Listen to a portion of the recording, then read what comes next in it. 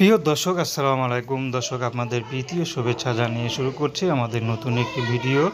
তো দর্শক, আজকে আমরা এক অসহায় মেয়ের গল্প তুলে ধরব, যার নাম হচ্ছে মায়েশা। মায়েশা দেখতে খুবই লাবণ্য, কিন্তু অভাবে সংসারে তার পড়াশোনা হয়নি।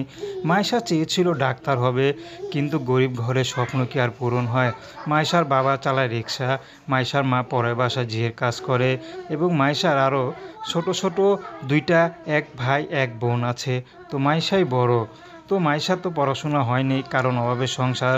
তো মাইশাকে ব্যক্তিগতভাবে জিজ্ঞেস করা হয়েছিল যে তিনি কি হতে চেয়েছিল বড় হয়ে। তিনি বলল যে ডাক্তার হতে, কিন্তু পড়াশোনাই করতে পারে নাই।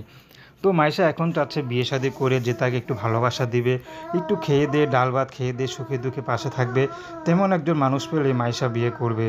মাইশার কোনো ব্যক্তিগত চাহিদা নাই, কোনো স্বপ্ন নাই, কোনো ধুমধারাক্কা কোনো বিয়েও দরকার নেই। মাইশা চায় যদি কেউ আমাকে লুকিয়ে বিয়ে করে তাতেও মাইশা রাজি আছে।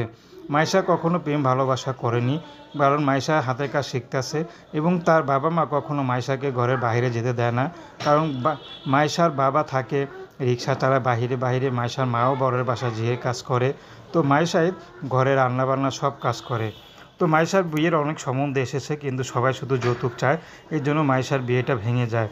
তো মাইশা এখন খুব কষ্টে পড়ে ইউটিউবে এসেছে, যদি কেউ তাকে বিয়ে শাদী করে, তার সাথে ঘর সংসার করে দেওয়া যেন তার সাথে যোগাযোগ করে। তো দর্শক, প্রেম ভালোবাসা সাহায্য সহযোগিতা বিয়ে শাদী করা একান্ত আমাদের ব্যক্তিগত ব্যাপার। তো আসুন আমরা 5 ওয়াক্ত নামাজ পড়ি, সর্বদা দেশের সেবা করি। আসসালামু আলাইকুম।